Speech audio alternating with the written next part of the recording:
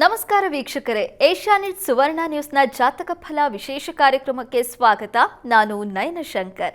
ಇವತ್ತು ಶುಕ್ರವಾರ. ಈ ದಿನದ ವಿಶೇಷತೆ ಹೇಗಿದೆ, ಇವತ್ತು 12 ರಾಶಿಗಳ ಫಲಾಫಲಗಳೇನು, ಎಲ್ಲಕ್ಕಿಂತ ಮುಖ್ಯವಾಗಿ ನೀವು ಕಳಿಸಿರುವಂಥ ಸಂದೇಶಗಳಿಗೆ ಪರಿಹಾರವೇನು, ಎಲ್ಲವನ್ನ ಇವತ್ತಿನ ಸಂಚಿಕೆಯಲ್ಲಿ ನೋಡ್ತಾ ಹೋಗೋಣ.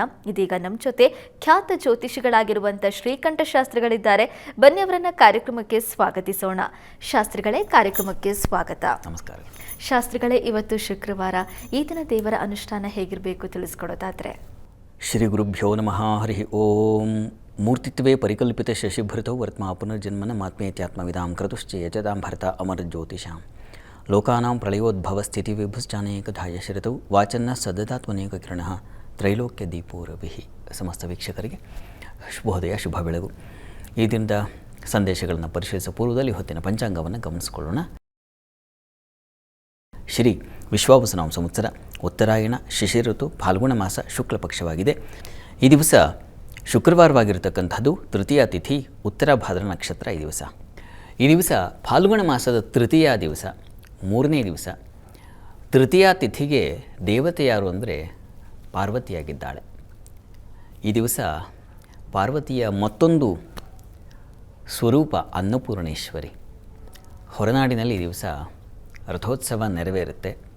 ಹೊರನಾಡಿನ ಅನ್ನಪೂರ್ಣೇಶ್ವರಿಯನ್ನು ಕಾಣದವರೇ ಇಲ್ಲ, ಅಷ್ಟು ಪ್ರಸಿದ್ಧಿ ಆಕೆ.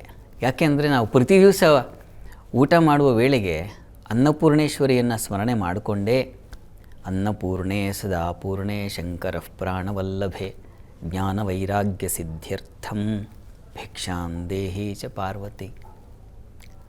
ಆ ಮಂತ್ರವನ್ನು ಹೇಳಿಕೊಂಡೇ ಊಟ ಮಾಡಬೇಕು. ಅನ್ನಪೂರ್ಣೇಶ್ವರಿಯ ಅನುಗ್ರಹ ಇಲ್ಲ ಅಂದರೆ ಮನುಷ್ಯರು ಬದುಕಿರೋದೇ ಇಲ್ಲ. ಶಂಕರಾಚಾರ್ಯರು ಒಂದು ಸ್ತುತಿಯನ್ನು ಮಾಡ್ತಾರೆ. ನಿತ್ಯಾನಂದಕರಿ ವರ ಭಯಕರಿ ಸೌಂದರ್ಯ ರತ್ನಾಕರಿ ನಿರ್ದೂತಾಖಿಲ ಘೋರ ಪಾವನಕರಿ ಪ್ರತ್ಯಕ್ಷ ಮಾಹೇಶ್ವರಿ ಪ್ರಾಲೇಯಾಚಲ ವಂಶ ಪಾವನಕರಿ ಕಾಶೀಪುರಾಧೀಶ್ವರಿ ಭಿಕ್ಷಾಂದೇಹಿ ಕೃಪಾವಲಂಬನಕರಿ ಮಾತಾ ಅನ್ನಪೂರ್ಣೇಶ್ವರಿ ಅಂತ ಪ್ರಾರಂಭ ಆಗುತ್ತೆ. ನಿತ್ಯಾನಂದಕರಿ ಎಂಥ ಪದವನ್ನು ಬಳಸ್ತಾರೆ ನೋಡಿ. ಪ್ರತಿನಿತ್ಯವೂ ಆನಂದವನ್ನು ಕರುಣಿಸ್ತಕ್ಕಂಥವಳು ನಿತ್ಯಾನಂದಕರಿ. ವರ ಅಭಯಕರಿ, ಅಭಯವನ್ನು ಉಂಟು ಮಾಡ್ತಕ್ಕಂಥವಳು. ಎಲ್ಲ ಘೋರ ಪಾತಕಗಳಿಗೆ ಮುಕ್ತಿಯನ್ನು ಕೊಟ್ಟು ನಮ್ಮನ್ನು ಪಾವನ ಮಾಡ್ತಕ್ಕಂಥವಳು ಅವಳು ಅನ್ನಪೂರ್ಣೇಶ್ವರಿ, ಕಾಶೀಪುರಾಧೀಶ್ವರಿ. ಕಾಶಿಯಲ್ಲಿ ನೆಲೆಸಿರ್ತಕ್ಕಂಥವಳು ವಿಶಾಲಾಕ್ಷಿಯನ್ನು ಕುರಿತು ಅವರು ಅನ್ನಪೂರ್ಣೇಶ್ವರಿ ಸ್ತುತಿಯನ್ನು ಮಾಡ್ತಾರೆ. ಅನ್ನಪೂರ್ಣೇಶ್ವರಿಯ ಆರಾಧನೆ ನಾವು ಪ್ರತಿ ದಿವಸ ನಾವು ತಪ್ಪದೇ ಮಾಡಬೇಕು. ಮಕ್ಕಳಿಗೆ ಹೇಳ್ಕೊಡ್ಬೇಕು. ಇಂತಹ ಸ್ತುತಿಗಳನ್ನು, ಶ್ಲೋಕಗಳನ್ನು ಹೇಳಿಕೊಡೋದ್ರ ಮೂಲಕ ಅವರಿಗೆ ಒಂದು ಸಂಸ್ಕಾರ ಬರುತ್ತೆ. ಯಾವಾಗ ನೀವು ಅನ್ನದ ಮೇಲೆ ಕೈಯಿಟ್ಟು ಈ ಪ್ರಾರ್ಥನೆಯನ್ನು ಹೇಳಿ ಈ ಸ್ತುತಿಯನ್ನು ಮಾಡಿ ಅನ್ನ ಸ್ವೀಕಾರ ಮಾಡ್ತೀವೋ ನಾವು, ಆ ಸಂದರ್ಭದಲ್ಲಿ ನಮಗೆ ಏನು ಆಹಾರವನ್ನು ತಗೊಂಡಿದ್ದೀವೋ ಅದು ಅಚ್ಚುಕಟ್ಟಾಗಿ ಜೀರ್ಣವಾಗುತ್ತೆ. ಅನ್ನಪೂರ್ಣೇಶ್ವರಿಯ ಕೃಪೆ ನಮ್ಮ ಮೇಲಿದ್ದರೆ ಅವನಿಗೆ ಶರೀರದಲ್ಲಿ ಪುಷ್ಟಿ ಬರುತ್ತೆ. ನಾವು ತೆಗೆದುಕೊಳ್ಳುವ ಅನ್ನವೇ ಪಂಚಮಯ ಕೋಶಗಳಾಗುತ್ತೆ. ಅದರಲ್ಲಿ ಪ್ರಧಾನ ಅವುಗಳಿಂದಲೇ ನಾವು ಹೀಗೆ ಬದುಕಿದ್ದೀವಿ, ಮಾತಾಡ್ತಾ ಇದ್ದೀವಿ, ಕೇಳಿಸ್ಕೊಳ್ತಾ ಇದ್ದೀವಿ, ನೀವು ನೋಡ್ತಾ ಇದ್ದೀರಾ ಅಂತಂದ್ರೆ ಅರ್ಥ ಅನ್ನದಿಂದ. ಅನ್ನ ಬ್ರಹ್ಮ ಅಂತ ಅದಕ್ಕೆ ಹೇಳ್ತಕ್ಕಂಥದ್ದು. ಅನ್ನಂ ಬ್ರಹ್ಮೇ ದಿವ್ಯಜಾನಾತ್ ಅನ್ನಾಧ್ಯೈವ ಕಲ್ಪಿಮಾನಿ ಭೂತಾನಿ ಜಾಯಂತಿ ಅಂತ ಉಪನಿಷತ್ತು ಹೇಳುತ್ತೆ. ಎಲ್ಲವೂ ಪ್ರಪಂಚ ನಡೀತಾ ಇರೋದೇ ಇದರ ಮೇಲೆ. ಇದನ್ನು ಸ್ವೀಕರಿಸುವಾಗ ಆ ಭಾವ ತುಂಬಬೇಕು ನಮಗೆ. ಅನ್ನಪೂರ್ಣೇಶ್ವರಿ ಅನುಗ್ರಹವಿದ್ದಾಗ ನಾವು ತಿಂದದ್ದೆಲ್ಲ ಜೀರ್ಣವಾಗುತ್ತೆ, ರಕ್ತವಾಗುತ್ತೆ, ಮಾಂಸವಾಗುತ್ತೆ, ಬುದ್ಧಿಯಾಗುತ್ತೆ, ಅರಿವಾಗುತ್ತೆ. ಕೊನೆಗೆ ವಿಸರ್ಜನೆ ಮಾಡಿ ಅಲ್ಲೂ ಒಂದು ಮಹಾ ಆನಂದವನ್ನು ನಮ್ಮ ದೇಹಕ್ಕೆ ತಂದುಕೊಡುತ್ತೆ. ಇದು ಅಚ್ಚುಕಟ್ಟಾಗಿ ನಡೆದರೆ ಒಬ್ಬ ಮನುಷ್ಯ ಸ್ವಸ್ಥನಾಗಿರ್ತಾನೆ, ಆನಂದವಾಗಿರ್ತಾನೆ. ಅದರರ್ಥ ಆರೋಗ್ಯವಾಗಿರ್ತಾನೆ ಅಂತ. ನೀವು ಊಟ ಮಾಡಿದ್ದು ಚೆನ್ನಾಗಿ ಜೀರ್ಣವಾಗಬೇಕು. ಅಷ್ಟೇ ಅಲ್ಲ, ಅದು ದೇಹಕ್ಕೆ ಪುಷ್ಟಿದಾಯಕವಾಗಬೇಕು. ಆಹಾರ ತಗೊಳ್ಳೋದು ಮೊದಲನೇದಾಗಿ ದೇಹದ ಪುಷ್ಟಿಗಾಗಿ. ತಿಂದಿದ್ದೆಲ್ಲ ನಮಗೆ ರಕ್ತ ಮಾಂಸಗಳಾಗಬೇಕು. ಯಾವುದು ಆಗ್ತಾ ಇಲ್ವೋ, ಶರೀರಕ್ಕೆ ಸೇರ್ತಾ ಇಲ್ವೋ, ಅದು ಅನ್ನಪೂರ್ಣೇಶ್ವರಿ ಕೃಪೆಯಿಂದಲೇ ವಿಸರ್ಜನೆಯೂ ಆಗಬೇಕು. ಬಹಳ ಮುಖ್ಯವಾದದ್ದು. ಹೀಗಾಗಿ ಅನ್ನ ಸ್ವೀಕಾರ ಮಾಡೋ ಮುನ್ನ ಅನ್ನಪೂರ್ಣೇಶ್ವರಿ ಪ್ರಾರ್ಥನೆಯನ್ನು ಮಾಡಬೇಕು. ಅದರಿಂದ ನಮಗೆ ಎಂಥ ಆನಂದ ಸಿಗ್ತಾ ಇದೆ ಅನ್ನೋದನ್ನು ನಾವು ಅನುಭವಿಸಬೇಕು. ಈ ರೀತಿಯಲ್ಲಿ ವಸ್ತುತಃ ನಮ್ಮ ವಿಚಾರಗಳಲ್ಲೂ ಆದರೆ ಬಹಳ ಒಳ್ಳೆಯದು. ನಾವು ತಗೊಳ್ಳೋ ವಿಚಾರಗಳು, ಎಷ್ಟೋ ವಿಚಾರಗಳು ಕೊಳಕು ಕೆಟ್ಟದ್ದೆಲ್ಲ ಇದೆ. ನೀವು ಫೇಸ್ಬುಕ್ ಓಪನ್ ಮಾಡಿಬಿಟ್ರೆ ಬೇಡದೇ ಇರೋ ಎಲ್ಲ ಚರಂಡಿಯ ಮೋರಿಯ ಆ ಧಾರೆಯ ಹರಿತಾ ಇರುತ್ತಲ್ಲಿ. ಆಗಾಗ ಯಾವುದೋ ಒಂದು ಒಳ್ಳೆಯ ಚಿಂತನೆಗಳು ಅಲ್ಲಿ ಹರಿಯುತ್ತೆ. ಹೀಗಾಗಿ ಅದನ್ನೆಲ್ಲ ನೋಡಿದಾಗ, ಕೇಳಿದಾಗ ಏನಾಗುತ್ತೆ, ನಮ್ಮ ಮನಸ್ಸಿಗೆ ಕೆಟ್ಟ ವಿಚಾರಗಳ ಧಾರೆ ಹೋಗ್ತಾ ಇದೆ. ಅದರ ಜೀರ್ಣಕ್ರಿಯೆ ಹೇಗೆ? ಇಂಥ ಆರಾಧನೆಗಳು ನಮಗೆ ಭಗವತ್ ಕೃಪೆಯಿಂದನೇ ಜಠರ ಅದನ್ನು ಸರಿ ರುಬ್ಬತಕ್ಕಂಥ ಹೊರಳು, ಯಾವುದು ಮಿಕ್ಸಿ ಇರುತ್ತಲ್ಲ, ಅದು ಒಳಗೆ ಒಂದಿದೆ. ಹೀಗಾಗಿ ಅದು ವಿಭಾಗ ಮಾಡಿ ಒಳ್ಳೆಯದನ್ನೆಲ್ಲ ಶರೀರಕ್ಕೆ ತುಂಬಿ ಬೇಡದನ್ನು ಕಡೆಗೆ ಬಿಸಾಕತ್ತೆ. ಆದರೆ ಈ ವಿಚಾರಗಳನ್ನು ಬಿಸಾಕೋದು ಹೇಗಪ್ಪ? ಇದನ್ನೂ ಮಾಡು ಅಂತ ಹೇಳಬೇಕಾಗಿ. ನನ್ನ ಮನಸ್ಸಿನ ಕೋಶ ನಿರ್ಮಾಣ ಆಗೋದು ನಾನು ತಗೊಳ್ಳೋ ಅನ್ನದಿಂದಲೇ ಅಲ್ವಾ, ನಿನ್ನ ಶಕ್ತಿಯಿಂದಲೇ ಆಗ್ತಾಯಿದೆ ಮಹಾರಾಣಿ. ಹೀಗಾಗಿ ಅನ್ನಪೂರ್ಣೇಶ್ವರಿ, ನನಗೇನಪ್ಪ ಅಂದರೆ, ನಾನು ಹೇಗೆ ಅನ್ನ ತಿಂದಾಗ ನೀನು ಅದರ ಎಲ್ಲ ಬಾಧ್ಯತೆಯನ್ನು ನೀನೇ ಹೊತ್ಕೋತೀಯೋ, ಆ ರೀತಿಯಲ್ಲಿ ಯಾವ ವಿಚಾರಗಳನ್ನು ನನ್ನ ಮನಸ್ಸು ಕೇಳುತ್ತೋ, ಕಣ್ಣು ನೋಡುತ್ತೋ, ಕಿವಿ ಕೇಳಿಸ್ಕೊಳ್ಳುತ್ತೋ, ಅದನ್ನೂ ಶೋಧಿಸ್ತಕ್ಕಂಥ ಶಕ್ತಿ ಯಾವುದರಿಂದ ಸಾಧ್ಯ? ಅನ್ನಪೂರ್ಣೇಶ್ವರಿಯ ಸ್ತುತಿಯನ್ನು ಹೇಳ್ಕೊಳ್ಳೋದ್ರಿಂದಲೇ ನಮ್ಮ ಮನಸ್ಸು ಜರಡಿ ಹಿಡಿದುಬಿಡುತ್ತೆ. ಯಾವುದು ಬೇಡವೋ ಅದು ಬೇಡ, ನಿಶ್ಚಯಾತ್ಮಕ ಬುದ್ಧಿ ಬರುತ್ತೆ. ಅನ್ನ ತಿನ್ನೋದ್ರಿಂದ ಏನು ತಿಂತೀಯ ಹೊಟ್ಟೆಗೆ ಅಂತಲೇ ಕೇಳೋದು. ನಾವು ಯಾರಾದರೂ ಅವಾಚ್ಯವಾಗಿ ಮಾತಾಡ್ತಿದ್ದರೆ, ರೇಗಾಡ್ತಾ ಇದ್ದರೆ, ಅಥವಾ ತುಂಬ ಚೆನ್ನಾಗಿ ಏನು ತಿನ್ನೋ ಇವತ್ತು ಇಷ್ಟು ಚೆನ್ನಾಗಿ ಬರೆದಿದ್ದಾನೆ ಎಕ್ಸಾಮು, ಅಥವಾ ಇಷ್ಟು ಚೆನ್ನಾಗಿ ಆಟ ಆಡಿಬಿಟ್ಟ ಅಂತ ಅನ್ನಲ್ವಾ? ಅನ್ನದಿಂದಲೇ ಅದೆಲ್ಲವೂ ಏರ್ಪಾಡಾಗೋದು. ನಿಮ್ಮ ಆಲೋಚನೆಗಳೆಲ್ಲ ಅನ್ನದಲ್ಲೇ ಇದೆ. ಒಳ್ಳೆಯ ಆಲೋಚನೆ, ಸಚ್ಚಿಂತನೆ ಬರ್ತಾ ಇದೆ ಅಂದರೆ ಅದು ಪ್ರಸಾದ ತಿಂದಿರ್ತಾರೆ ಅವರು. ಹಾಗಾಗಿ ನಾನು ತಿನ್ನುವ ಆಹಾರವೆಲ್ಲ ಪ್ರಸಾದವಾದಾಗ ನಾವು ತಗೊಂಡ ಆಲೋಚನೆಗಳಿಗೂ ಶೋಧನೆ ಆಗುತ್ತದೆ, ಮನಸ್ಸೇ ಮಾಡಿಕೊಳ್ಳುತ್ತೆ. ಯಾವುದು ಬೇಡೋ ಅದನ್ನು ಅಷ್ಟರ ಮಟ್ಟಿಗೆ ಕಸಗುಡಿಸಿ ಬಿಸಾಕತ್ತೆ. ನಿದ್ರೆಯಲ್ಲಿ ಅದೆಲ್ಲ ಪರಿಹಾರವೂ ಆಗಿಬಿಡುತ್ತೆ. ಹೀಗಾಗಿ ಅನ್ನಪೂರ್ಣೇಶ್ವರಿಯಲ್ಲಿ ಈ ದಿವಸ ನಾವು ಪ್ರಾರ್ಥನೆ ಮಾಡೋಣ. ಬರೀ ಅನ್ನ ಅಷ್ಟೇ ಅಲ್ಲಮ್ಮ, ಅನ್ನ ಅಂತಂದರೆ, ಆಹಾರ ಅಂತಂದರೆ ಅದು ವಿಚಾರಗಳ ಆಹಾರವೂ ಆಗಿದೆ ನನಗೆ. ಹೀಗಾಗಿ ಎಲ್ಲ ಬಗೆಯಲ್ಲೂ ನನ್ನನ್ನು ಅನುಗ್ರಹಿಸು ಅಂತ ಪ್ರಾರ್ಥನೆ ಮಾಡೋಣ. ಆ ಹೊರನಾಡು ಅನ್ನಪೂರ್ಣೇಶ್ವರಿ ಆಕೆಯನ್ನು ನೋಡಲಿಕ್ಕೇ ವಿರಾಜಮಾನಳಾಗಿದ್ದಾಳೆ. ಆಪಾತ ರಮಣೀಯವಾಗಿ ಕಾಣತಕ್ಕಂಥ ಮಹಾ ಪ್ರತಿಮೆ ಅದು. ನೋಡ್ತಾ ಇದ್ದರೆ ಕಣ್ಮನಗಳೆಲ್ಲ ಸೋತು ಹೋಗುತ್ತೆ. ಅವಳ ಕಾಲ ಬುಡದಲ್ಲಿ ಸೋತು ಶರಣಾಗಿ ಬಿಡುತ್ತೆ. ಹಾಗಿದೆ ಆ ಮೂರ್ತಿ. ಅಂಥ ಸಾಧ್ಯವಾದಷ್ಟು ಆಗಾಗ ಅಂತಹ ಕ್ಷೇತ್ರಗಳಿಗೆ ಬರ್ತಾ ಇರಬೇಕು. ಅದೇನಾಗುತ್ತೆ, ನಮ್ಮ ಮನಸ್ಸನ್ನು ಶುದ್ಧೀಕರಿಸುತ್ತೆ. ಹೋಗ್ಲಿಕ್ಕಾಗಲಿಲ್ಲ ಅಂದರೆ ನೆನೆಸ್ಕೊಂಡ್ರೆ ಸಾಕು, ಅನ್ನಪೂರ್ಣೇಶ್ವರಿ ಕೃಪೆಯಿಂದ ನಮ್ಮ ಬದುಕು ಆನಂದವಾಗಿರುತ್ತೆ. ಖಂಡಿತವಾಗ್ಲೂ ಶಾಸ್ತ್ರಿಗಳೇ, ಇವತ್ತು ಆ ಹೊರನಾಡು ಕ್ಷೇತ್ರದಲ್ಲಿ ರಥೋತ್ಸವ ಇದೆ. ಇವತ್ತು ನಾವು ತಿನ್ನೋ ಆಹಾರ ಎಷ್ಟು ಮುಖ್ಯವೋ ಅದೇ ರೀತಿಯಾಗಿ ನಮ್ಮ ತಲೆಗೂ ಕೂಡ ಸಚ್ಚಿಂತನೆಗಳು ಕೂಡ ಅಷ್ಟೇ ಮುಖ್ಯ ಅನ್ನೋದನ್ನು ತಿಳಿಸ್ಕೊಟ್ಟಿದ್ದೀರಾ. ಆ ಸಚ್ಚಿಂತನೆಯನ್ನು ಆ ಹೊರನಾಡು ಅನ್ನಪೂರ್ಣೇಶ್ವರಿ ಎಲ್ಲರಿಗೂ ಕರುಣಿಸಲಿ ಅನ್ನೋದನ್ನು ಕೂಡ ತಿಳಿಸ್ಕೊಟ್ಟಿದ್ದೀರಾ. ಇವತ್ತು ವೀಕ್ಷಕರು ಸಾಕಷ್ಟು ಸಂದೇಶ ಕಳಿಸಿದ್ದಾರೆ, ಅದನ್ನು ನೋಡ್ತಾ ಹೋಗೋಣ ಶಾಸ್ತ್ರಿಗಳೇ. ಮೊದಲನೇ ಸಂದೇಶವನ್ನು ಬೆಂಗಳೂರಿನಿಂದ ಆರ್ಯ ಅವರು ಕಳಿಸಿದ್ದಾರೆ. ಆರ್ಯ ಅವರ ಜನ್ಮ ದಿನಾಂಕ 31/12/2006. ಹುಟ್ಟಿದ ಸಮಯ ಮಧ್ಯಾಹ್ನ 3:40 ಮಾಡಲಿಂಗ್ ಕ್ಷೇತ್ರದಲ್ಲಿ ಅವಕಾಶ ಇದೆಯಾ? ಈಗ 3ನೇ ಹಂತದ ಇಂಜಿನಿಯರಿಂಗ್ ಓದ್ತಾ ಇದ್ದೀನಿ. ಎಐನಲ್ಲಿ ಅವಕಾಶ ಇದೆಯಾ ತಿಳಿಸ್ಕೊಡಿ ಅಂತ ಪ್ರಶ್ನೆ ಕೇಳಿದ್ದಾರೆ ಶಾಸ್ತ್ರಿಗಳೇ.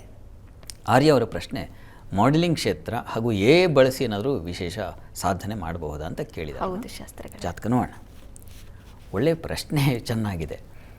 ಸಾಮಾನ್ಯವಾಗಿ ಏನೋ ಒಂದು ಪ್ರಶ್ನೆ ಗುರಿ ಚೆನ್ನಾಗಿರಬೇಕು. ನಮಗೆ ಪ್ರಶ್ನೆ ಕೇಳುವಾಗಲೂ ಒಂದು ಸ್ಪಷ್ಟತೆ, ಸ್ಫುಟವಾಗಿರಬೇಕು. ಇದು ನನ್ನ ಪ್ರಶ್ನೆ ಅಂತ. ಇಲ್ಲಾಂದರೆ ಏನೋ ನನ್ನ ಬದುಕು ಚೆನ್ನಾಗಿದೆಯಾ ಅಂದರೆ ಹೇಗೆ ಹೇಳೋದು? ಅಷ್ಟು ವರ್ಷಗಳ ಕಾಲ ಬದುಕ್ತೀರಾ, ಅದು ಪ್ರತಿ ದಿವಸ ಈ ಥರದ್ದೆಲ್ಲ ಒಂದು ಆಯ್ತು, ಇರಲಿ ಬಿಡಿ. ನೋಡಿ, ನಿಮ್ಮ ಜಾತಕವನ್ನು ಗಮನಿಸಿದ್ರೆ ಇದು ವೃಷಭ ಲಗ್ನ. ಲಗ್ನದಿಂದ ಕರ್ಮಸ್ಥಾನವನ್ನು ಗಮನಿಸ್ಕೊಂಡಾಗ ಕರ್ಮಾಧಿಪತಿ ಶನೈಶ್ಚರ ನಿಮಗೆ ಶತ್ರು ಕ್ಷೇತ್ರದಲ್ಲಿದ್ದಾನೆ. ನಿಮಗೆ ಸವಾಲಿರ್ತದೆ ಇವರೇ, ಜೀವನದಲ್ಲಿ ಸವಾಲನ್ನು ಸ್ವೀಕರಿಸಬೇಕಾಗತ್ತೆ. ಆದರೆ ನಿಮಗೆ ಒಂದು ಒಳ್ಳೆಯ ಅನುಕೂಲ ಇದೆ, ಭಗವತ್ ಕೃಪೆ ಇದೆ. ಏನಂದರೆ ಲಗ್ನಾಧಿಪತಿ ಭಾಗ್ಯದಲ್ಲಿರೋದು, ಚಂದ್ರ ಲಗ್ನದಲ್ಲಿ ಉಚ್ಚ ಸ್ಥಾನದಲ್ಲಿ ಇರತಕ್ಕಂಥದ್ದು, ಪಕ್ಷದ ಬಲಸಹಿತನಾಗಿ. ಹೀಗಾಗಿ ನಿಮಗೆ ಅಪ್ರತಿಮವಾದ ಪ್ರತಿಭೆ ಇದೆ, ಅದು ಕಾಣ್ತಾ ಇದೆ. ಶುಕ್ರ ಭಾಗ್ಯದಲ್ಲಿದ್ದರೆ ತಾವು ಹೇಳಿದ್ರಿ ಮಾಡೆಲಿಂಗ್ ಮಾಡಬಹುದಂತ ಆಗುತ್ತೆ, ಖಂಡಿತ ತಾವು ಮಾಡಬಹುದು. ಎಯನ್ನು ಬಳಸಿ ನೀವು ಏನಾದರೂ ಸಾಧನೆಗೆ ಅದನ್ನು ಬಳಸ್ಕೊಳ್ಬಹುದಾ, ಆ ಕ್ಷೇತ್ರಗಳಲ್ಲಿ ಮುಂದುವರಿಲಿಕ್ಕೆ ಅವಕಾಶ ಇದೆಯಾ ಅಂತಂದರೆ ಖಂಡಿತ ಇದೆ, ಅದನ್ನು ಮಾಡಬಹುದು ನಿಮಗೆ. ಯಾಕೆಂದರೆ ಕುಜ, ಗುರು, ಶುಕ್ರ 3 ಜನ ಚೆನ್ನಾಗಿದ್ದಾರೆ. ಹೀಗಾಗಿ ಈ ಗ್ರಹಗಳ ಬಲದಿಂದಾಗಿ ನಿಮಗೆ ಸಾಧನೆಗೆ ಅನುಕೂಲ ಆಗುತ್ತೆ. ಆದರೆ ಕೆಲವು ಇರುತ್ತೆ ಸಹಜ. ಎಂಥ ನೋಡಿ, ನಮ್ಮ ಪ್ರಧಾನಮಂತ್ರಿಗಳಿಗೂ ಏನು ಸುಖ ಜೀವನ ಇಲ್ಲ. ಸ್ಥಾನ ಆಗಿದ್ದಾಗ ಜವಾಬ್ದಾರಿಯನ್ನು ತಗೋಬೇಕಾಗತ್ತೆ, ನಮ್ಮನ್ನು ನಾವು ಮುಡುಪಾಗಿಡಬೇಕಾಗತ್ತೆ. ಅದು ಬೇರೆ ದಾರಿ ಇಲ್ಲ, ಅನಿವಾರ್ಯ. ಹೀಗಾಗಿ ನಿಮಗೆ ಜಾತಕ ಚೆನ್ನಾಗಿದೆ, ನೀವೇ 10 ಜನಕ್ಕೆ ಕೆಲಸ ಕೊಡೋಷ್ಟು ಮಟ್ಟಿಗೆ ಬೆಳಿತೀರ. ಚೆನ್ನಾಗಿ ಓದಿ, ಸವಾಲನ್ನು ಸ್ವೀಕರಿಸೋದು, ಅದನ್ನು ಎದುರಿಸೋದು ಎರಡೂ ನಿಮಗೆ ಆ ಶಕ್ತಿ ಇದೆ. ಗುರು ಅಂಥ ಶಕ್ತಿಯನ್ನು ತಂದುಕೊಡ್ತಾನೆ. ಗುರು ಲಗ್ನವನ್ನು ನೋಡ್ತಾನೆ ಮತ್ತು ಲಗ್ನಾಧಿಪತಿ ಭಾಗ್ಯದಲ್ಲಿರೋ ತುಂಬ ಒಳ್ಳೆಯದು. ಪ್ರಯತ್ನ ಮಾಡಿ, ನಿಮಗೆ ಯಶಸ್ಸು ಸಿಗಲಿ, ಒಳ್ಳೆಯದಾಗಲಿ. ಸರಿ ಶಾಸ್ತ್ರಿಗಳೇ, ಮುಂದಿನ ಸಂದೇಶವನ್ನು ಮೈಸೂರಿನಿಂದ ತೇಜಸ್ ಅವರು ಕಳಿಸಿದ್ದಾರೆ. ತೇಜಸ್ ಅವರ ಜನ್ಮ ದಿನಾಂಕ 16/12/1997. ಹುಟ್ಟಿದ ಸಮಯ ಬೆಳಗ್ಗೆ 4:30. ಮದುವೆ ಜೊತೆಗೆ ಮುಂದಿನ ಜೀವನದ ಬಗ್ಗೆ ತಿಳಿಸ್ಕೊಡಿ ಅಂತ ಪ್ರಶ್ನೆ ಕೇಳಿದ್ದಾರೆ ಶಾಸ್ತ್ರಿಗಳೇ. ತೇಜಸ್ ಅವರು ಪ್ರಶ್ನೆ ಮದುವೆ ಬಗ್ಗೆ ಕೇಳಿದ್ದಾರೆ, ಮುಂದೆ ಹೇಗಿರ್ತದೆ ಅಂತ ಕೇಳಿದ್ದಾರೆ. ಹೌದು ಶಾಸ್ತ್ರಿಗಳೇ. ಜಾತಕ ನೋಡೋಣ. ನೋಡಿ, ತಮ್ಮದು ವೃಶ್ಚಿಕ ಲಗ್ನವಾಗಿದೆ. ಲಗ್ನದಿಂದ ಸಪ್ತಮಾಧಿಪತಿ, ವಿವಾಹದ ಅಧಿಪತಿ ಶುಕ್ರ ನಿಮ್ಮ ಜಾತಕದಲ್ಲಿ ಈ ಶನೈಶ್ಚರನ ಮಿತ್ರನ ಮನೆಯಲ್ಲಿ ಇರತಕ್ಕಂಥದ್ದು, ತೊಂದರೆ ಇಲ್ಲ. ಅಲ್ಲಿ ಕುಜ ಮತ್ತು ಗುರು, ಕುಜನೂ ಬಲಿಷ್ಠನಾಗಿದ್ದಾನೆ, ಗುರು ನೀಚನಾಗಿದ್ದಾನೆ. ಇದು ಹೇಗಿದೆ ಅಂತಂದರೆ, ಗ್ರಹಶಾಂತಿ ಮಾಡಿಸೋದು ತುಂಬ ಒಳ್ಳೆಯದು.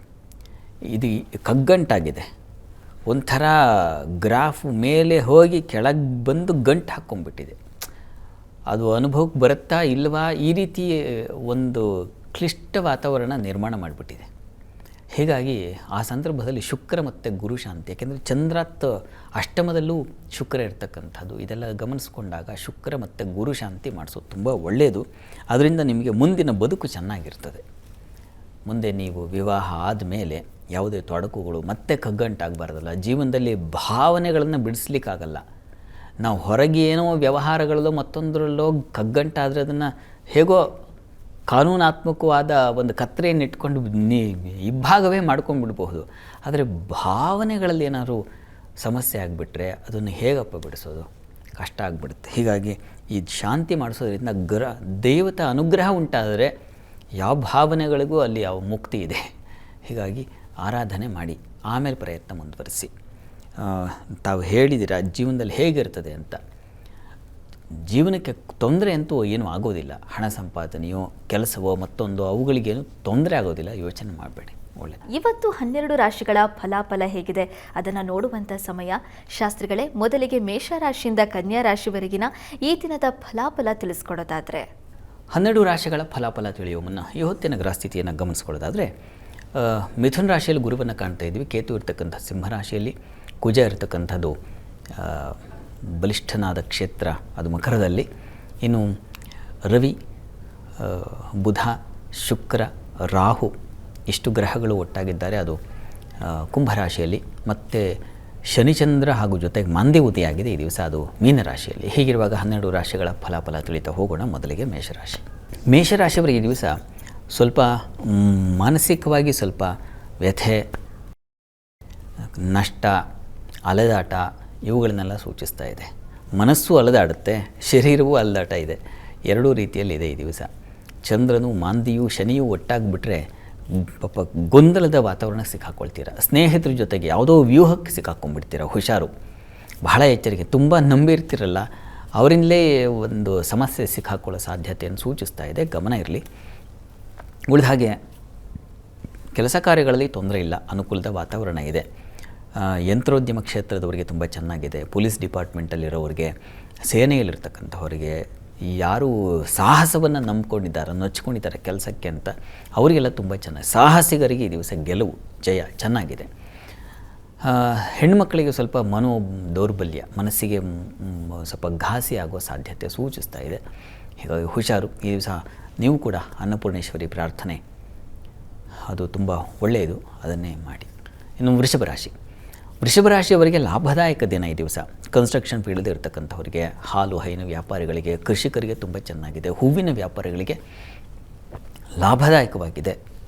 ಇನ್ನು ಉಳಿದ ಹಾಗೆ ಸ್ನೇಹಿತರು, ಬಂಧುಗಳ ಸಹಕಾರ ಚೆನ್ನಾಗಿರ್ತದೆ ಈ ದಿವಸ. ಕೆಲಸದಲ್ಲಿ ಸ್ವಲ್ಪ 2-3 ಬಗೆಯೆಲ್ಲ ವರ್ಕ್ ಪ್ರೆಷರ್ ಅಂತೀವಲ್ಲ, ಆ ರೀತಿಯಲ್ಲಿ ನಿಮ್ಮ ತಲೆಗೆ ಬಂದು ಬೀಳುತ್ತೆ 2-3 ಕೆಲಸ. ಆದರೆ ಅದನ್ನು ಶಾಂತವಾಗಿ ಮಾಡಬೇಕಾಗುತ್ತೆ, ಇಲ್ಲಾಂದರೆ ರಾಡಿ ಆಗುತ್ತೆ, ಜಗಳ ಕಲಹ ಮತ್ತೊಂದು ಆಗುತ್ತೆ. ಸಮಾಧಾನ ಕಳ್ಕೋಬೇಡಿ. ಇನ್ನು ಉಳಿದ ಹಾಗೆ ಈ ದಿವಸ ಕುಟುಂಬ ಸಹಕಾರ ಚೆನ್ನಾಗಿದೆ. ಹಣಕಾಸಿನ ಸಮೃದ್ಧಿಯೂ ಇದೆ. ವಿದ್ಯಾರ್ಥಿಗಳಿಗೆ ಅನುಕೂಲಕರವಾಗಿದೆ, ಗಾಬರಿ ಬೇಡ. ಈ ದಿವಸ ಈಶ್ವರ ಸನ್ನಿಧಾನದಲ್ಲಿ ಒಂದು ಅಭಿಷೇಕ ಮಾಡಿಸಿ. ಇನ್ನು ಮಿಥುನ ರಾಶಿಯವರಿಗೆ ಈ ದಿವಸ ಕೆಲಸ ಕಾರ್ಯಗಳಲ್ಲಿ ಈ ದಿವಸ ಸ್ವಲ್ಪ ತೊಡಕನ್ನು ಸೂಚಿಸ್ತಾ ಇದೆ. ಹಿನ್ನಡೆ, ವಿಳಂಬ ಇವುಗಳನ್ನು ಸೂಚಿಸ್ತಾ ಇದೆ. ಹೀಗಾಗಿ ಆತುರದಲ್ಲಿ ಎಲ್ಲ ಕೆಲಸ ಮುಗಿಸ್ಬಿಡ್ತೀನಿ, ಆಗೋದಿಲ್ಲ. ಈ ದಿವಸ ಸಮಾಧಾನವಾಗಿರಬೇಕಾಗತ್ತೆ. ಒಂದು ಸಣ್ಣ ಕಾರ್ಯವೂ ನಿಮಗೆ ಸ್ವಲ್ಪ ಇಷ್ಟೊಂದು ಕಾಯಿಸ್ಬಿಡ್ತಲ್ಲ, ಇಷ್ಟೊಂದು ವೆಯ್ಟ್ ಮಾಡಬೇಕಾಯ್ತಲ್ಲ ಅಂತ ಅನಿಸುತ್ತೆ ಈ ದಿವಸ. ಇನ್ನು ವಿದೇಶ ಪ್ರಯಾಣಿಗರಿಗೆ ಅವ್ರಿಗೂ ಅಷ್ಟೇ ಸ್ವಲ್ಪ ವಿಳಂಬದ ಸೂಚನೆ. ನೀವು ಆತುರದಲ್ಲಿ ಹೊರಟಿರ್ತೀರ, ಫ್ಲೈಟ್ ಡಿಲೇಡ್ ಅಂತ ಸಂದೇಶ ಬರುತ್ತೆ. ಈ ರೀತಿಯಲ್ಲಿ ನಿಮಗೆ ಸ್ವಲ್ಪ ಹಿನ್ನಡೆ ಸಾಧ್ಯತೆ ಇದೆ. ಇನ್ನು ಸಂಗಾತಿಯಲ್ಲಿ ಅನ್ಯೋನ್ಯತೆ, ಸಾಮರಸ್ಯ ಚೆನ್ನಾಗಿದೆ, ಸಂಶಯ ಇಲ್ಲ ಅದರಲ್ಲಿ. ಕುಟುಂಬ ಸಹಕಾರ ಚೆನ್ನಾಗಿರ್ತದೆ ಈ ದಿವಸ. ಸ್ನೇಹಿತರು, ಬಂಧುಗಳ ಸಹಕಾರ ಚೆನ್ನಾಗಿರುತ್ತೆ. ಈ ರೀತಿಯಲ್ಲೆಲ್ಲ ತೊಂದರೆ ಇಲ್ಲ. ಪ್ರಾರ್ಥನೆಗೆ ಈ ದಿವಸ ನೀವು ಅಮ್ಮನವರ ಸನ್ನಿಧಾನಕ್ಕೆ ಕ್ಷೀರ ಸಮರ್ಪಣೆ ಮಾಡೋದು ಒಳ್ಳೆಯದು. ಇನ್ನು ಕರ್ಕಟಕ ರಾಶಿಯವರಿಗೆ ದಿವಸ ಕೆಲಸ ಕಾರ್ಯಗಳಲ್ಲಿ ಈ ದಿವಸ ಹೆಚ್ಚಿನ ಅನುಕೂಲ, ವ್ಯಾಪಾರಗಳಲ್ಲಿ ಹೆಚ್ಚಿನ ಅನುಕೂಲ ಇತ್ಯಾದಿ ಚೆನ್ನಾಗಿದೆ. ಇನ್ನು ನಿಮಗೆ ವೃತ್ತಿಯಲ್ಲೂ ಅನುಕೂಲದ ವಾತಾವರಣ ಸೂಚಿಸ್ತಾ ಇದೆ. ಬಂಧುಗಳ ಸಹಕಾರ ಚೆನ್ನಾಗಿರ್ತದೆ ಈ ದಿವಸ. ನಿಮಗೆ ತೊಂದರೆ ಏನಪ್ಪ ಅಂದರೆ ತಾಯಿ ಮಕ್ಕಳಲ್ಲಿ, ತಂದೆಯ ಮಕ್ಕಳಲ್ಲಿ ಮನಸ್ತಾಪಗಳು, ಈ ರೀತಿಯಲ್ಲಿ ಕುಟುಂಬದ ವಾತಾವರಣ ಹಾಳಾಗೋ ಸಾಧ್ಯತೆ ಇದೆ ಯಾವುದೋ ಒಂದು ಕಾರಣಕ್ಕೆ. ಹೀಗಾಗಿ ಅದರ ಕಡೆಗೆ ಸ್ವಲ್ಪ ಗಮನ ಇರಲಿ. ಈ ದಿವಸ ತಪ್ಪದೇ ಈಶ್ವರ ಸನ್ನಿಧಾನದಲ್ಲಿ ರುದ್ರಾಭಿಷೇಕ ಮಾಡಿಸಿ. ಇನ್ನು ಸಿಂಹರಾಶಿಯವರಿಗೆ ದಿವಸ ಕೆಲಸ ಕಾರ್ಯಗಳಲ್ಲಿ ಹೆಚ್ಚಿನ ಅನುಕೂಲ. ನಿಮಗೆ ಅಷ್ಟಮದಲ್ಲಿ ಚಂದ್ರ ಸಂಚರಿಸುವಾಗ ಸ್ವಲ್ಪ ವ್ಯಥೆ, ನಷ್ಟ, ಅಪಮಾನ, ಸೀನಿಯರ್ಸಿಂದ ಅಪಮಾನ ಆಗಿಬಿಡುತ್ತೆ. ಅದು ತಟ್ಕೊಳ್ಳೋಕ್ಕಾಗಲ್ಲ, ನಿಮಗೆ ಕಿರಿಕಿರಿಯ ವಾತಾವರಣ ಸೂಚಿಸುತ್ತೆ. ಸ್ವಲ್ಪ ಮಟ್ಟಿಗೆ ಮನೋವ್ಯಥೆ ಸೂಚಿಸ್ತಾ ಇದೆ. ಹೆಣ್ಣುಮಕ್ಕಳಿಗೆ ದುಃಖದ ವಾತಾವರಣ ಇದೆ, ಇರುತ್ತೆ ನೋಡಿ. ಒಳ್ಳೆಯ ಫಲವೂ ಬರುತ್ತೆ, ಸ್ವಲ್ಪ ಇಂಥ ವಾತಾವರಣವೂ ಸೃಷ್ಟಿಯಾಗುತ್ತೆ. ಏನು ಮಾಡೋಕ್ಕಾಗಲ್ಲ, ಒಂದು ದಿವಸ ಹಾಗಿರುತ್ತೆ, ಒಂದು ದಿವಸ ಹೀಗಿರುತ್ತೆ. ಹಾಗೆ ಧೃತಿಗೆಡಬಾರ್ದು. ಇದಕ್ಕೇನಪ್ಪ, ಈಶ್ವರನ ಆರಾಧನೆ, ಈಶ್ವರ ಶಿವಸಹಸ್ರನಾಮ ಹೇಳ್ಕೊಳ್ಳಿ, ಮನಸ್ಸಿಗೆ ಒಂದು ಬಲ ಬರುತ್ತೆ. ಇನ್ನು ಕನ್ಯಾ ರಾಶಿ ಈ ದಿವಸ ಸಂಗಾತಿಯಲ್ಲೂ ಅಷ್ಟೇ ಮನಸ್ಸಿಗೆ ಸ್ವಲ್ಪ ಬೇಸರ, ಖಿನ್ನತೆ, ಅಪಮಾನಗಳು, ಚರ್ಚೆ. ಅದು ಒಂದು ಸಣ್ಣ ವಿಚಾರ ತಾರಕಕ್ಕೆ ಹೋಗೋ ಚರ್ಚೆ ನಡೆಯುತ್ತೆ. ಹೀಗಾಗಿ ಚರ್ಚೆಗಳಲ್ಲಿ ಭಾಗಿಯಾಗಬೇಡಿ. ಮನಸ್ಸು ಕೆರಳುತ್ತೆ, ಚಿತ್ತ ಕೆರಳುತ್ತೆ ಈ ದಿವಸ ನಿಮಗೆ. ಈ ರೀತಿಯಲ್ಲೆಲ್ಲ ಇದೆ. ಇದಕ್ಕೆ ವಿಷ್ಣು ಸಹಸ್ರನಾಮ ಹೇಳ್ಕೊಳ್ಳಿ, ತುಂಬ ಸಹಾಯವಾಗುತ್ತೆ, ಮನಸ್ಸು ನಿರಾಳವಾಗುತ್ತೆ. ಇನ್ನು ತುಲಾರಾಶಿಯವರಿಗೆ ಕೆಲಸ ಕಾರ್ಯಗಳಲ್ಲಿ ಈ ದಿವಸ ಸ್ವಲ್ಪ ಹಿನ್ನಡೆ ಇದೆ. ನಿಮಗೂ ಕೂಡ ಚಂದ್ರ 6ನೇ ಮನೆಯಲ್ಲಿದ್ದಾನೆ, ಶತ್ರು ಸ್ಥಾನ. ಹೀಗಾಗಿ ಕೆಲಸ ಕಾರ್ಯಗಳಲ್ಲಿ ಶತ್ರುತ್ವ, ಹಿನ್ನಡೆ, ಅವರಿಂದ ನಿಮಗೆ ಅಸಮಾಧಾನ ಇವುಗಳನ್ನು ಸೂಚಿಸ್ತಾ ಇದೆ. ಆರೋಗ್ಯದಲ್ಲೂ ಅಷ್ಟೇ ಏರುಪೇರಾಗ್ತಕ್ಕಂಥದ್ದು ಇದನ್ನು ಸೂಚಿಸ್ತಾ ಇದೆ. ಇನ್ನು ಸಂಗಾತಿಯ ವಿಚಾರದಲ್ಲಿ ಅನ್ಯೋನ್ಯತೆ, ಅನುಕೂಲ ಇದೆಲ್ಲ ಚೆನ್ನಾಗಿದೆ. ಮುಖ್ಯವಾಗಿ ಭೂ ವ್ಯವಹಾರ, ಯಾವುದನ್ನು ರಿಯಲ್ ಎಸ್ಟೇಟ್ ಅಂತೀವೋ ಅದು ತುಂಬ ಚೆನ್ನಾಗಿದೆ. ಮತ್ತು ವಾಹನ, ಅವುಗಳಿಗೆ ಸಂಬಂಧಿಸಿರ್ತಕ್ಕಂಥದ್ದು, ಅವುಗಳ ಉಪಕರಣಗಳು ಇದೆಲ್ಲ ತುಂಬ ಚೆನ್ನಾಗಿದೆ. ಪ್ರಾರ್ಥನೆಗೆ ದಿವಸ ಅಮ್ಮನವರ ಸನ್ನಿಧಾನದಲ್ಲಿ ಒಂದು ಅಭಿಷೇಕ ಮಾಡಿಸಿ. ಇನ್ನು ವೃಶ್ಚಿಕ ರಾಶಿಯವರಿಗೆ ಕೆಲಸ ಕಾರ್ಯಗಳಲ್ಲಿ ಹೆಚ್ಚಿನ ಅನುಕೂಲ, ಸಂಗಾತಿಯಲ್ಲಿ ಸಹಕಾರ, ಅನ್ಯೋನ್ಯತೆ ಇದೆಲ್ಲ ತುಂಬ ಚೆನ್ನಾಗಿದೆ. ಈ ದಿವಸ ಮಕ್ಕಳ ವಿಚಾರದಲ್ಲಿ ನೋಡಿ ಕಿರಿಕಿರಿ ಉಂಟಾಗುತ್ತೆ. ಮಕ್ಕಳಿಂದ ಬೇಸರ, ಅವರಿಂದ ವ್ಯಥೆ, ಅವರಿಂದ ಅಪಮಾನಗಳು, ಇನ್ಯಾವುದೋ ಕೆಟ್ಟ ಹೆಸರು ನಿಮಗೆ ಬಂದುಬಿಡುತ್ತೆ. ಈ ರೀತಿಯ ತೊಡಕುಗಳನ್ನು ಸೂಚಿಸ್ತಾ ಇದೆ. ಲಲಿತಾ ಸಹಸ್ರನಾಮ ಹೇಳ್ಕೊಳ್ಳಿ. ಇನ್ನು ಧನುರಾಶಿಯವರಿಗೆ ದಿವಸ ವೃತ್ತಿಯಲ್ಲಿ ಹೆಚ್ಚಿನ ಅನುಕೂಲ, ಸಂಗಾತಿಯಲ್ಲಿ ಸಾಮರಸ್ಯ, ವ್ಯಾಪಾರಿಗಳಿಗೆ ತುಂಬ ಚೆನ್ನಾಗಿದೆ, ಹೆಚ್ಚಿನ ಅನುಕೂಲ. ಇನ್ನು ಪ್ರಯಾಣದಲ್ಲಿ ಸ್ವಲ್ಪ ತೊಂದರೆ ಸೂಚಿಸ್ತಾ ಇದೆ ಈ ದಿವಸ. ದೊಡ್ಡವರು, ಸೀನಿಯರ್ ಸಿಟಿಸನ್ ಅಂತೀವಲ್ಲ, ಅಂಥವ್ರು ಏನಾದ್ರು ನೀವು ರಸ್ತೆ ನಾನೇ ಹೋಗಿ ಬರ್ತೀನಿ ಒಂದು ಹೆಜ್ಜೆ ಹಾಗೆ ಹೀಗೆ ಅಂತ ಗಾಡಿ ಚಲಾಯಿಸಿದ್ರೆ ತುಂಬ ಹುಷಾರಾಗಿ ಹೋಗಿ. ತೊಂದರೆ, ರೋಡ್ ರೇಜ್ ಅಂತ ನೋಡಿ, ಆ ರೀತಿಯ ಸಂದರ್ಭಗಳು ಸಿಕ್ಕಾಕೊಂಡ್ಬಿಡ್ತೀರಾ, ಹುಷಾರು. ಪ್ರಾರ್ಥನೆಗೆ ದಿವಸ ಗಣಪತಿ ಪ್ರಾರ್ಥನೆ ಮಾಡ್ಕೊಳ್ಳಿ. ಇನ್ನು ಮಕರ ರಾಶಿಯವರಿಗೆ ದಿವಸ ಕೆಲಸ ಕಾರ್ಯಗಳಲ್ಲಿ ತುಂಬ ಚೆನ್ನಾಗಿದೆ, ಹಣ ಸಂಪಾದನೆ ಚೆನ್ನಾಗಿರ್ತದೆ, ವಸ್ತ್ರ ಅಲಂಕಾರ ಆಭರಣ ಇಂಥ ಕ್ಷೇತ್ರಗಳಲ್ಲಿರೋರಿಗೆ ತುಂಬ ಚೆನ್ನಾಗಿದೆ, ಹೆಚ್ಚಿನ ಕೆಲಸಕ್ಕೆ ಹಣ ಇದೆಲ್ಲ ತುಂಬ ಚೆನ್ನಾಗಿದೆ. ಆದರೆ ಸ್ವಲ್ಪ ಭಯ ಆತಂಕವನ್ನು ಸೂಚಿಸ್ತಾ ಇದೆ. ಇನ್ಯಾರ್ದೋ ಸಲಹೆ ಅದು ನಿಮಗೆ ರಾಡಿ ಮಾಡುತ್ತೆ ಮನಸ್ಸಿಗೆ. ನಾನು ಪ್ರಾರಂಭದಲ್ಲಿ ಹೇಳಿನಲ್ಲ, ಯಾವುದೋ ಬೇಡದೇ ಇರೋದು ಬಂದುಬಿಡುತ್ತೆ ಮನಸ್ಸಿಗೆ, ಅದರ ಜೀರ್ಣಕ್ರಿಯೆ ಹೇಗಪ್ಪ ಅಂತ. ಆ ರೀತಿಯ ಒಂದು ಅಜೀರ್ಣಕ್ಕೆ ಒಳಗಾಗ್ತಾರೆ ಈ ದಿವಸ. ಹೊರಗಿನ ವಿಚಾರಗಳು ಹಾಗೆ ನಿಮಗೆ ತೊಂದರೆ ಮಾಡುತ್ತೆ. ಈ ಕಾರಣದಿಂದಾಗಿ ದಿವಸ ಧ್ಯಾನ ಮಾಡಿ, 20 ನಿಮಿಷ ಧ್ಯಾನ ಮಾಡುವುದು ತುಂಬ ಒಳ್ಳೆಯದು. ಇನ್ನು ಕುಂಭರಾಶಿಯವರಿಗೆ ದಿವಸ ಕೆಲಸ ಕಾರ್ಯಗಳಲ್ಲಿ ಹೆಚ್ಚಿನ ಅನುಕೂಲ ಇದೆ, ಸಂಗಾತಿಯಿಂದ ಸಹಕಾರ ಅನ್ಯೋನ್ಯತೆ ಇದೆ. ಆದರೆ ಕುಟುಂಬ ಘರ್ಷಣೆ ಸೂಚಿಸ್ತಾ ಇದೆ. ಕುಟುಂಬದಲ್ಲಿ ಹಿರಿಯರ ಜೊತೆಗೆ ಅತ್ತೆ ಮಾವ ಅಥವಾ ಮಾವ ಸೊಸೆ ಇವರ ನಡುವೆ ಸ್ವಲ್ಪ ಜಗಳಗಳು, ಘರ್ಷಣೆ ಇದನ್ನು ಸೂಚಿಸ್ತಾ ಇದೆ. ವಿದ್ಯಾರ್ಥಿಗಳಿಗೆ ತೊಂದರೆ ಸೂಚಿಸ್ತಾ ಇದೆ. ಮಾತು ಸ್ವಲ್ಪ ಒರಟು ಮಾತು, ಕೆಟ್ಟ ಮಾತು ಬಂದುಬಿಡುತ್ತೆ. ನಾವು ಅದನ್ನು ಅವಾಯ್ಡ್ ಮಾಡಬೇಕು. ಹೀಗಾಗಿ ಅನ್ನಪೂರ್ಣೇಶ್ವರಿ ಪ್ರಾರ್ಥನೆ ಮಾಡಿ, ಸರಸ್ವತಿ ಪ್ರಾರ್ಥನೆ ಮಾಡಿ. ಇನ್ನು ಮೀನರಾಶಿಯವರಿಗೆ ಈ ದಿವಸ ಕೆಲಸ ಕಾರ್ಯಗಳಲ್ಲಿ ಹೆಚ್ಚಿನ ಅನುಕೂಲ, ಸ್ನೇಹಿತರು ಬಂಧುಗಳ ಸಹಕಾರ ಚೆನ್ನಾಗಿರ್ತದೆ. ಈ ದಿವಸ ಪ್ರಯಾಣದಲ್ಲಿ ಅನುಕೂಲ ಸೂಚಿಸ್ತಾ ಇದೆ.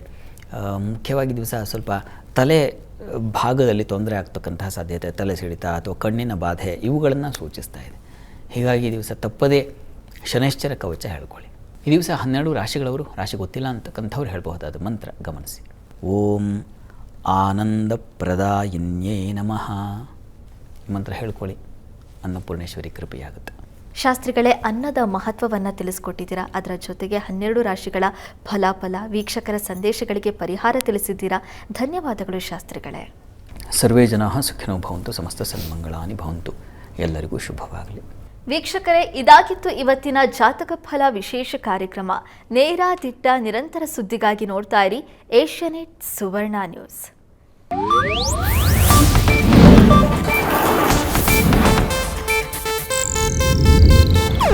ಇದು ಏಷ್ಯಾನೆಟ್ ನ್ಯೂಸ್ ನೆಟ್ವರ್ಕ್ ಪ್ರಸ್ತುತಿ.